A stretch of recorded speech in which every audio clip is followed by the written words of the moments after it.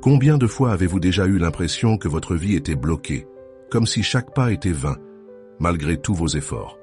À la racine de ce blocage se trouvent presque toujours 3 ennemis: la confusion mentale, les distractions sans fin et l'absence d'une direction claire. La paix et le succès que vous recherchez ne sont pas une récompense lointaine. Ils naissent ici et maintenant, dans le simple acte d'organiser votre esprit et votre quotidien. Les stoïciens le savaient. Le chaos que nous voyons dans le monde extérieur n'est rien d'autre que le reflet de la tempête que nous portons à l'intérieur. Un esprit agité construit une vie désordonnée. Et dans ce labyrinthe, vous perdez votre énergie, votre courage et même la joie de vivre. Mais lorsque vous décidez d'organiser réellement votre vie, le fardeau disparaît et à sa place surgit une force renouvelée. Chaque petite décision devient une brique solide dans la construction de la confiance, du but et des réussites. Comme le disait Épictète, avant d'agir, définis qui tu veux être. C'est la carte qui transforme une idée en destin. Aujourd'hui, nous allons construire ensemble cette carte. 10 pratiques stoïciennes, des outils affûtés de discipline et de clarté qui vont blinder votre esprit contre l'apathie et trancher une fois pour toutes la paralysie qui vous retient. Écrivez dans les commentaires « Aujourd'hui, je choisis d'agir ». Cette déclaration est le premier pas vers votre transformation. Et avant de commencer, je vous demande seulement 2 choses. Aimez cette vidéo et abonnez-vous à la chaîne. Ainsi, ces paroles atteindront ceux qui recherchent plus de clarté. Pratique 1. Concentre-toi sur l'action. La question épique d'Épictète résonne encore aujourd'hui. Combien de temps vas-tu encore attendre pour exiger le meilleur de toi-même? Dans ses méditations, Marc Aurèle réfléchit à quelque chose de puissant.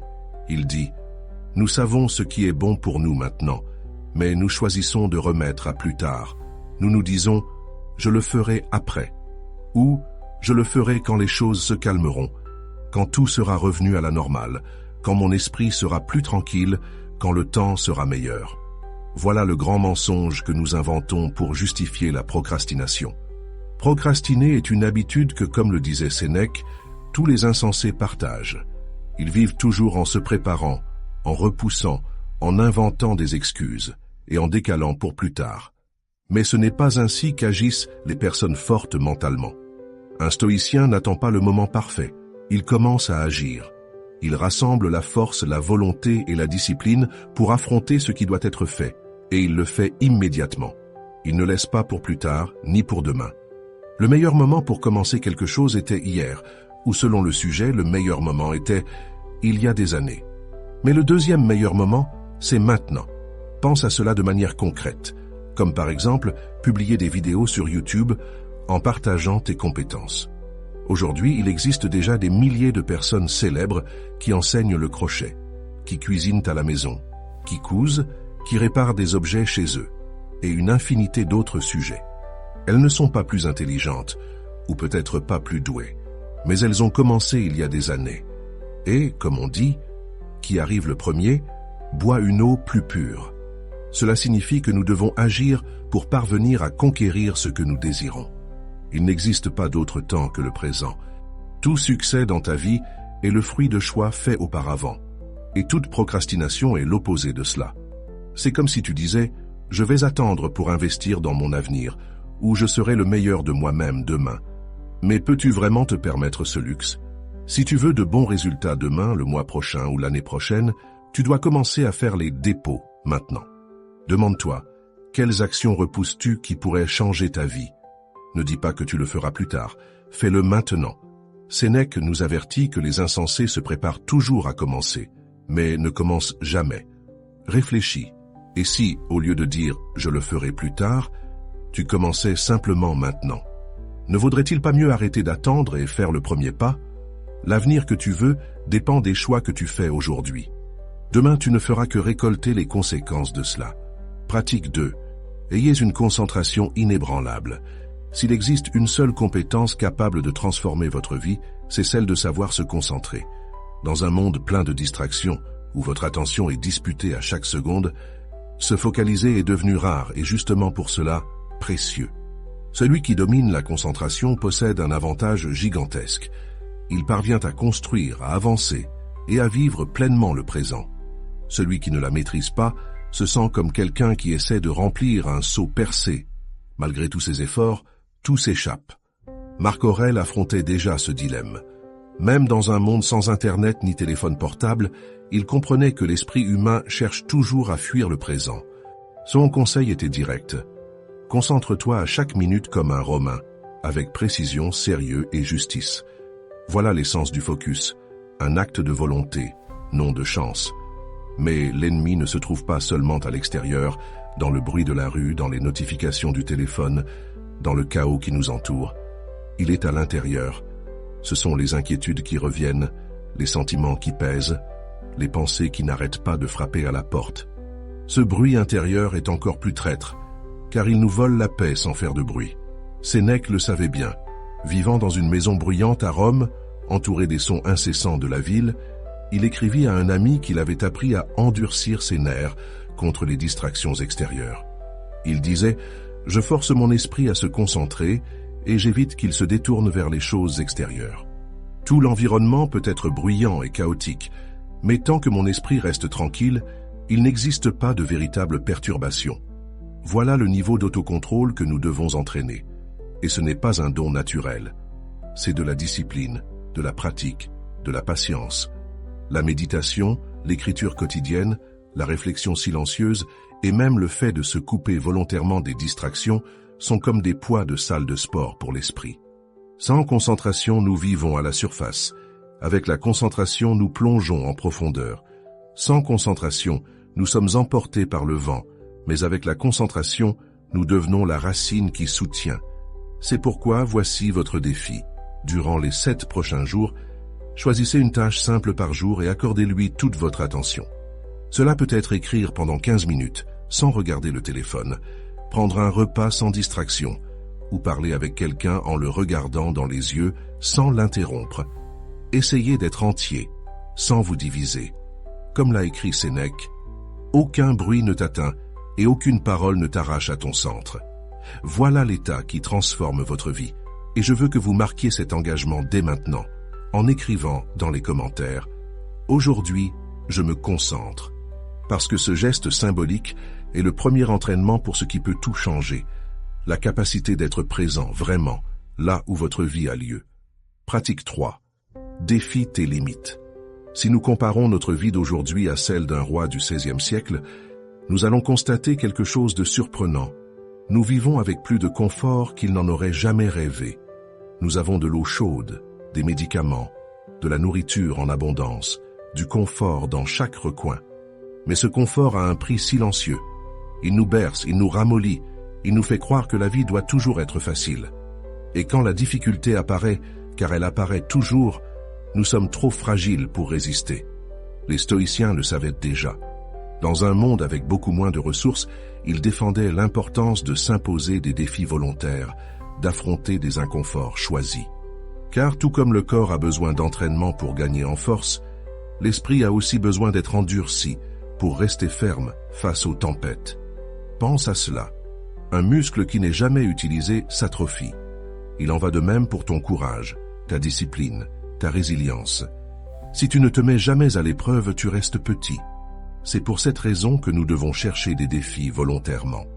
Que ce soit affronter le froid sans se plaindre, éteindre son téléphone pendant une journée, s'entraîner jusqu'à transpirer vraiment, se lever plus tôt que la paresse ne le permet. Pas pour l'inconfort en lui-même, mais parce qu'en le traversant, tu découvres que tu peux bien plus que tu ne l'imagines. Voilà donc un défi concret. Pendant les 7 prochains jours, choisis une petite difficulté par jour, physique ou émotionnelle, et affronte-la de face. Cela peut être prendre une douche froide, un café sans sucre, jeûner un repas, monter les escaliers au lieu de prendre l'ascenseur. Mais cela peut aussi être demander pardon, être honnête dans une conversation, supporter le silence sans se distraire. Ce qui compte, c'est entraîner ton esprit à ne pas fuir l'inconfort. C'est dans cette pratique que tu construis une vraie force. Parce que, comme l'a dit Theodore Roosevelt, la vie de confort n'est pas celle qu'il faut souhaiter. Ce qui compte, c'est la vie d'effort, de lutte, de risque et de triomphe. Accepte cet appel. En 7 jours, tu peux ressentir dans ta peau et dans ton cœur la différence de vivre comme quelqu'un qui ne fuit pas l'inconfort, mais qui l'utilise comme un outil de croissance. Pratique 4. Renforce ton corps, renforce ton esprit. Cela peut ne pas sembler être de la philosophie, mais traiter le corps avec rigueur a tout à voir avec la vie que tu veux construire. Quand tu négliges ton corps, tu vis fatigué, sans énergie, dépendant du hasard. Un esprit fragile naît presque toujours d'un corps affaibli. Les stoïciens le savaient. Ils couraient, combattaient, portèrent des charges, supportèrent le froid. C'étaient des hommes qui vivaient en mouvement. La phrase « un esprit sain dans un corps sain » prend ici tout son sens. Pour eux, force mentale et physique allèrent de pair. Aujourd'hui, beaucoup de gens se fixent comme objectif de conquérir le corps de leurs rêves ou de se sentir plus fort. Mais quand nous pensons aux philosophes, nous n'imaginons presque jamais des athlètes ou des guerriers. L'image commune est celle de quelqu'un de sédentaire, voûté, hors de forme. Pourtant, les philosophes de l'Antiquité étaient tout le contraire. Socrate était soldat, Cléante fut boxeur, Marc Aurèle chassait et combattait, et Sénèque plongeait dans les eaux glacées du Tibre. Ce n'était pas de la vanité, c'était un entraînement de l'esprit. Sénèque disait « Nous traitons le corps avec rigueur pour qu'il ne devienne pas désobéissant à l'esprit. » Cette phrase porte une vérité intemporelle. Quand le corps se rebelle, l'esprit s'affaiblit. Quand le corps est entraîné, l'esprit gagne en discipline. Le corps est comme une armure qui protège l'esprit. Si tu le négliges, tu deviens fragile. Mais quand tu choisis l'effort physique, une course, un entraînement, même une simple marche, tu entraînes cette voix intérieure qui dit « Je peux, je tiens mes promesses. Mon esprit gouverne mon corps. » Ton corps ne veut presque jamais bouger. Il réclame du repos, invente des excuses, essaie de te convaincre que demain sera mieux. Mais chaque fois que tu te lèves et fais ce qu'il faut, tu ne gagnes pas seulement des muscles. Tu gagnes en clarté, en discipline et en maîtrise de toi. Voilà le véritable pouvoir de l'effort physique. Il t'enseigne que tu es capable de bien plus que tu ne l'imagines. Il transforme la fatigue en énergie, le doute en confiance, la peur en force. C'est pourquoi voici le défi. Durant les 7 prochains jours, impose à ton corps un mouvement. Il peut être le plus simple ou le plus difficile. Peu importe. L'essentiel est que tu l'honores comme un pacte avec toi-même. Chaque fois que tu romps l'inertie et que tu bouges, tu renforces aussi ton esprit. Et à chaque pas dans cette pratique, tu construis non seulement des muscles, mais aussi une âme résiliente, inébranlable et prête à affronter n'importe quelle bataille. Pratique 5. Brise les chaînes des vices et retrouve ta liberté. Sénèque, avec sa sagesse stoïcienne, nous défie avec une réflexion puissante. Il dit « Montre-moi un homme qui ne soit pas esclave. » Il observait que même les maîtres d'esclaves portaient leurs propres chaînes, comme la responsabilité écrasante de maintenir des propriétés et des vies sous leur domination. Pour Sénèque, la véritable servitude n'était pas physique, mais mentale. Il disait « L'un est esclave du sexe, un autre de l'argent, un autre de l'ambition. Nous sommes tous esclaves d'une certaine manière, que ce soit de l'espérance ou de la peur. Le chemin vers la liberté, selon lui, commence par la reconnaissance de ces chaînes invisibles. Et lorsque nous nous libérons de l'esclavage de l'ignorance, des vices qui contrôlent notre esprit, deviens conscient du pouvoir que certaines choses exercent sur toi.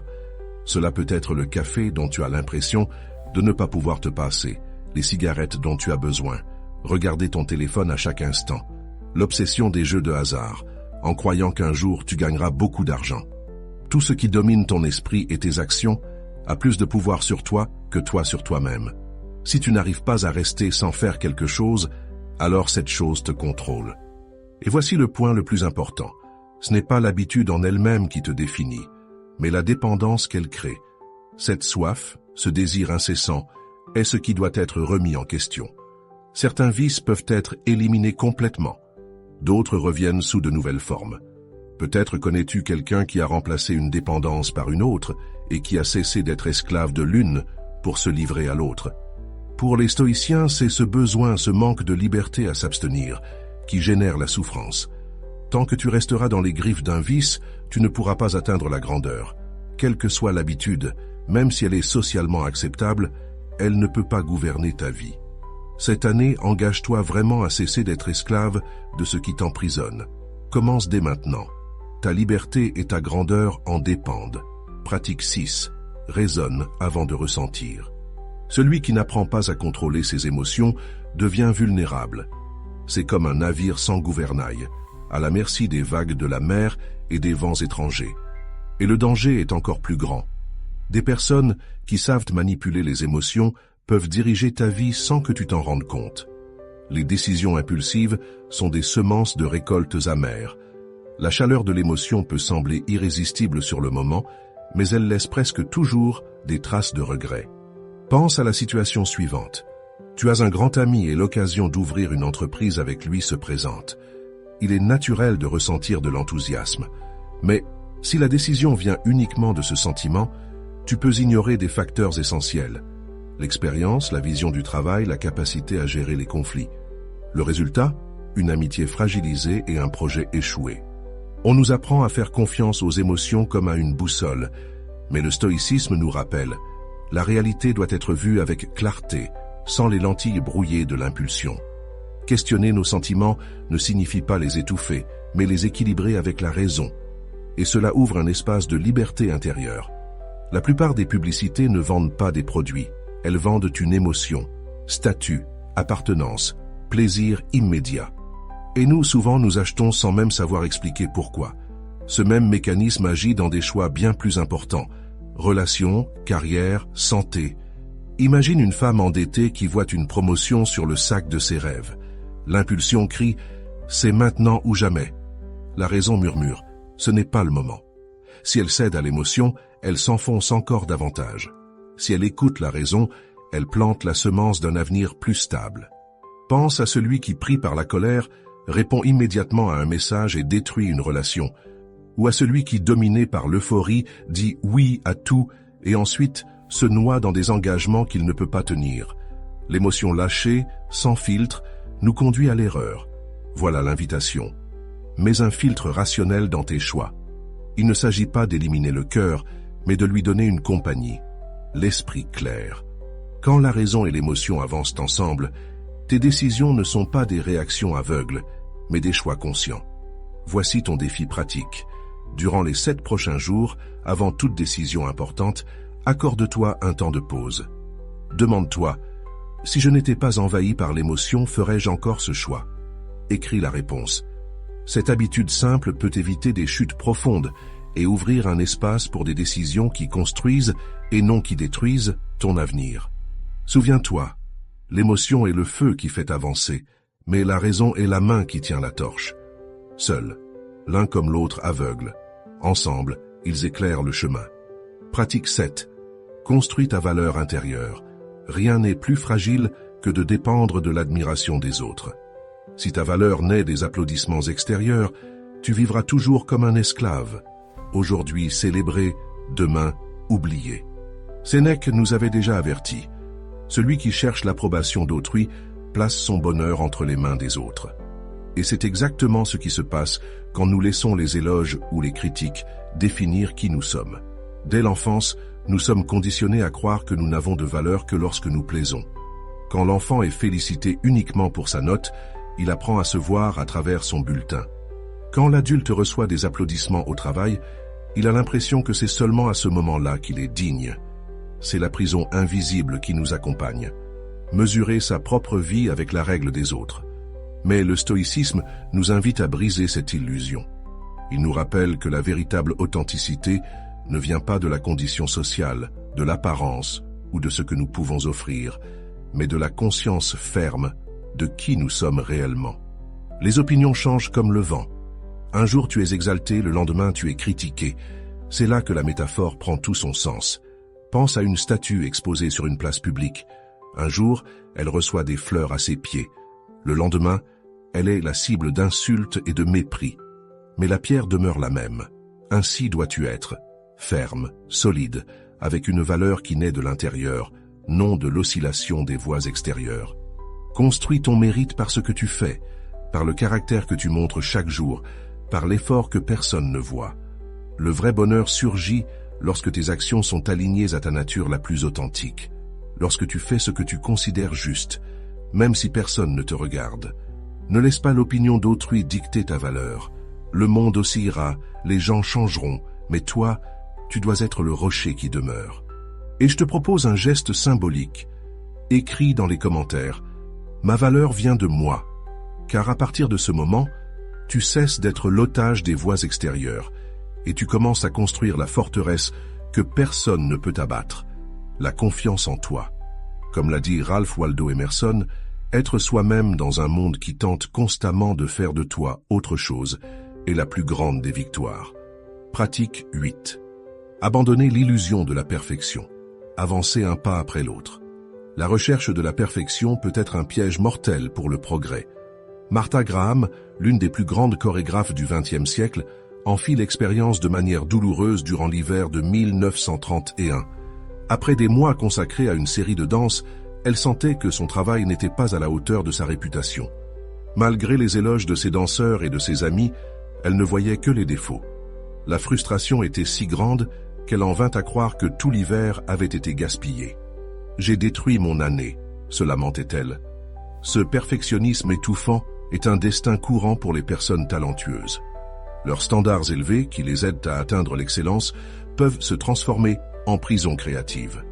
Comme Winston Churchill l'a dit, le perfectionnisme n'est qu'une autre forme de paralysie.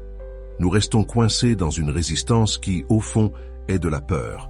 Peur d'échouer, de ne pas être assez bon, d'affronter la vulnérabilité d'exposer notre travail et d'être jugé. Les stoïciens comprenaient bien ce combat. Ils ne prônaient pas le perfectionnisme, mais le progrès. Pour eux, l'excellence venait de l'effort constant pour s'améliorer, un jour après l'autre. Épictète, dans l'un de ses enseignements, disait « Est-il possible d'éviter les erreurs? Non, mais il est possible de travailler à les minimiser. » Cette approche nous rappelle que l'objectif n'est pas d'être irréprochable, mais de croître continuellement. Le perfectionnisme n'est pas de l'humilité. Ce n'est pas de la dévotion ni de l'excellence, il peut être narcissique, une manière d'éviter l'inconfort de terminer et le risque de l'exposition. Cependant, un travail n'est complet que lorsqu'il est livré. Avancer exige le courage d'accepter nos imperfections, de reconnaître nos limites et, malgré tout, de continuer à avancer. Accepter que nous ne serons jamais parfaits est libérateur. Cela signifie embrasser le progrès plutôt que la paralysie, l'apprentissage plutôt que la stagnation. Cela signifie avoir le courage de livrer un travail, de commencer quelque chose et de l'achever.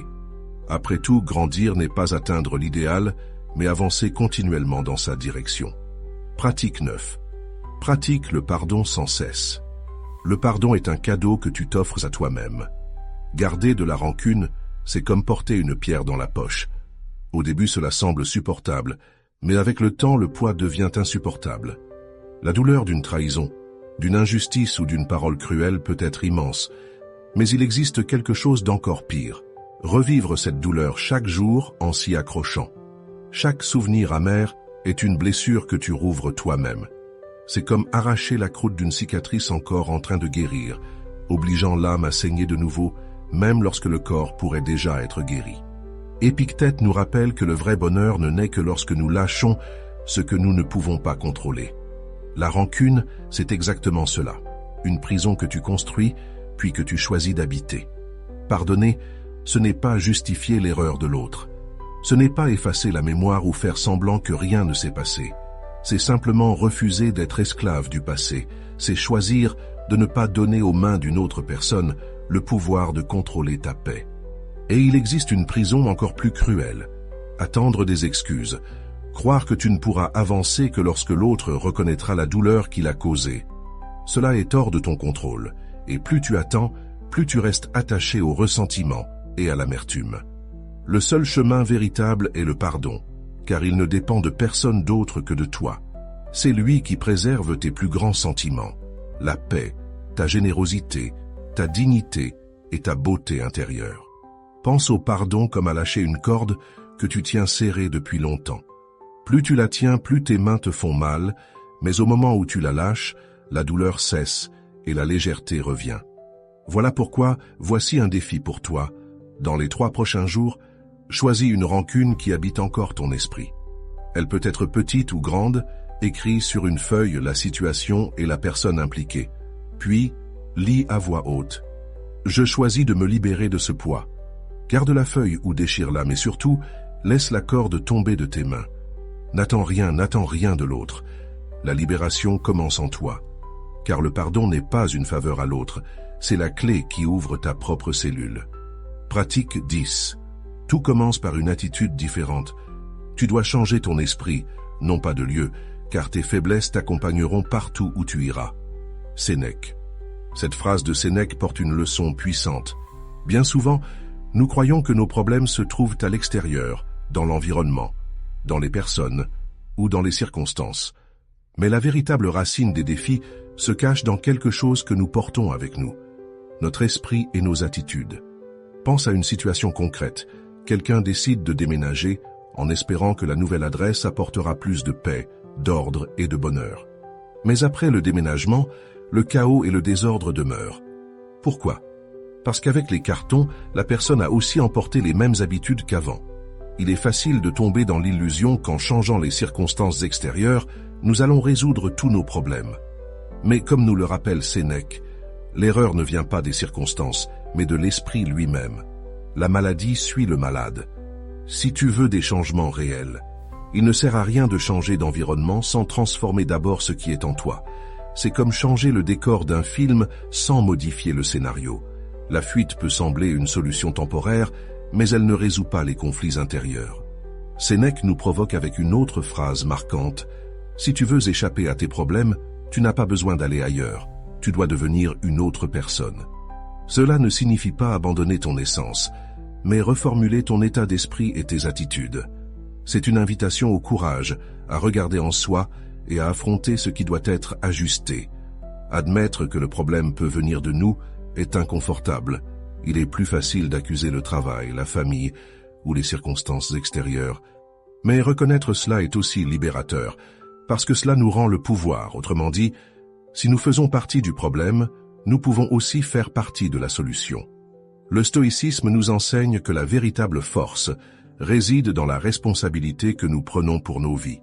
Cela exige une action consciente, revoir nos habitudes, défier nos croyances limitantes et développer la résilience nécessaire pour grandir. Agir signifie affronter les changements de face, même si cela apporte de l'inconfort. C'est accepter que le progrès naît de petits pas constants. Fuir, au contraire, c'est se cacher derrière des distractions comme les réseaux sociaux, le travail excessif ou d'autres échappatoires qui ne font que repousser l'inévitable, la nécessité de nous confronter à nous-mêmes.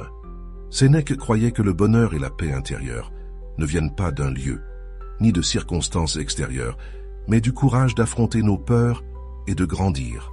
Fuir peut sembler plus facile au début, mais le véritable voyage commence lorsque nous choisissons de transformer notre intérieur. Ainsi, au lieu de chercher de nouveaux chemins pour t'échapper, concentre-toi sur la construction d'un état d'esprit résilient et engagé dans la croissance. Comme le stoïcisme nous l'enseigne, le changement ne réside pas dans le monde qui nous entoure, mais dans la manière dont nous choisissons d'y faire face. Souviens-toi, la clé d'une vie plus épanouie se trouve toujours en toi. Si cette vidéo t'a aidé à voir la vie sous un nouvel angle, laisse un j'aime, partage-la et abonne-toi à la chaîne. Et n'oublie jamais, le temps ne revient pas, mais la manière dont tu l'utilises peut transformer complètement ta vie. Merci d'avoir regardé.